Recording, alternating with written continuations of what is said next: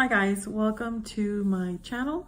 My last point, I really felt compelled to do a part 2 on it because the very first part I kind of did like a surface talk on it. To be intentional and go actually has a deeper meaning for me because there was a time in my life where I didn't want to move forward. I had no desire to live in this present life, in this present day. That was the season that I became a widow. And so it was a very difficult time in my life. And I was reflecting on this last night after I did part 1 because I felt that there was more that I needed to share, that there are, individuals out there that maybe could use this kind of insight, and that I could share my story and with the hopes of encouraging. My husband had passed away. Any loss is devastating. When I opened up my video the other day, yesterday, was with the scripture of Jeremiah 29:11, right? There was a scripture that when I was new in the Lord, when I was a baby Christian, and they read that scripture and I heard that scripture, I got so excited because to hear and to know that God had a plan for my life, that was just awesome. And as I was serving God and as a single young woman, and then I met my husband, and then we came into the ministry together, and then our son came, we became a family. And so ministry was just wonderful. We worked with people, and so it was just a wonderful life. Never thinking it was going to come to an abrupt end.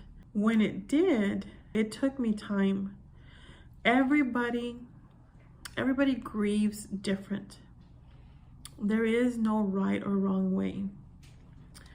I would even go as far as to say that God used Joan Rivers, God bless her, I know she's gone already, to minister to me in that time in my life. I remember that I was home and I was just flipping through the channels, and it was a time when she had a reality show, and the episode had to do with her honoring her uncle who had passed away, and she has a Jewish background. And so there's certain times and they perform certain rituals where they honor their loved ones that have passed on. She decided she wanted to honor him, put a candle and celebrate his life, remember him and stuff. And it wasn't the time necessarily for it to be done. I remember her just looking into the camera and saying, "You grieve your way."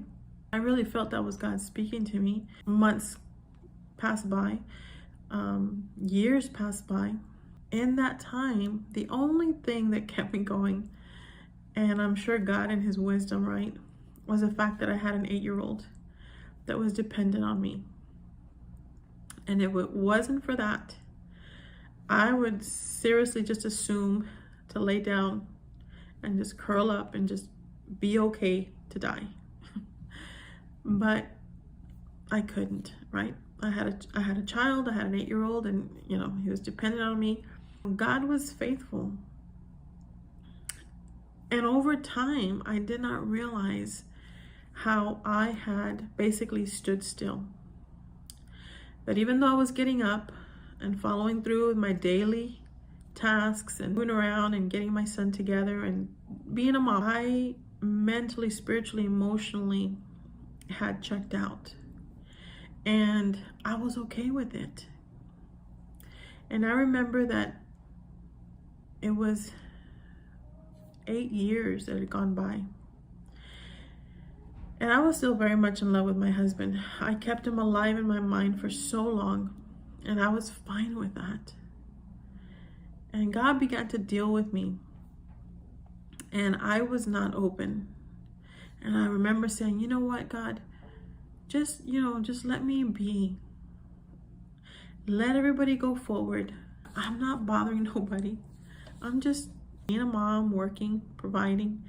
God is such a graceful and merciful God. He knows better. I remember one evening in prayer that he dealt with me and basically said, Candy, you're still here. Yes, I've taken your husband, but you're still here. And that scripture of Jeremiah 20:11 that God had used when I was new in the Lord, he brought it back in. And it was alive, and it was real, and it was speaking to my heart. So I know the plans I have for you. Because up to that point, after my husband passed away, I really felt broken. Like, what's the purpose of life? I'm missing, I'm broken, I'm missing a half of me. But in time, God began to heal me, heal my mind, and he put a newness inside of my spirit. And one thing that I used to pride myself in, that was that I always wanted to do God's will. As a Christian, I always wanted to be right smack in the middle of doing God's will, right? His plans for me.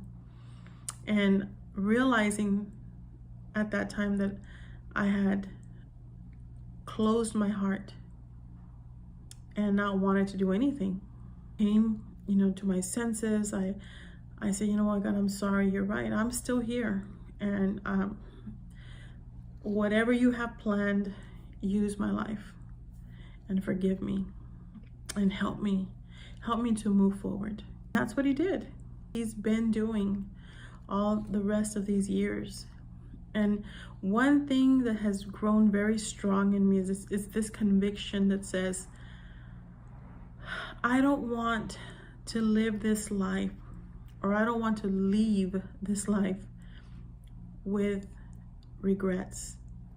I mean, we're all going to regret things in life, right? Because we're human and we make decisions. But I want to leave this life with the least amount of regrets that I can. I don't want to pass by roads that God has in front of me and leave them untraveled. I don't want to leave doors closed that God had for me to walk through. I want everything that's coming to me.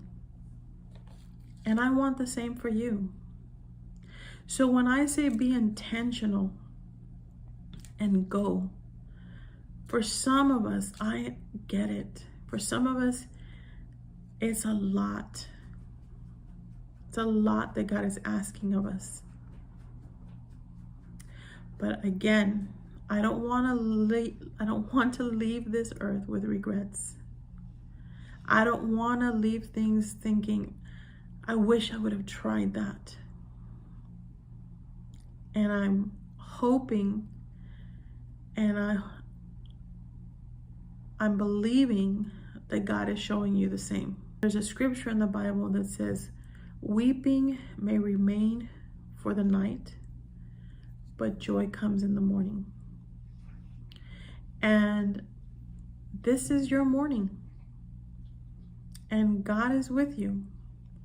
And be intentional and go forward and walk through those doors. All the doors that God has for you. And so I hope this video helps. And I'm going to be sharing in the next videos, as I mentioned in part 1 of Be Intentional and Go, how to find God's will for your life. So remember, do something good for you.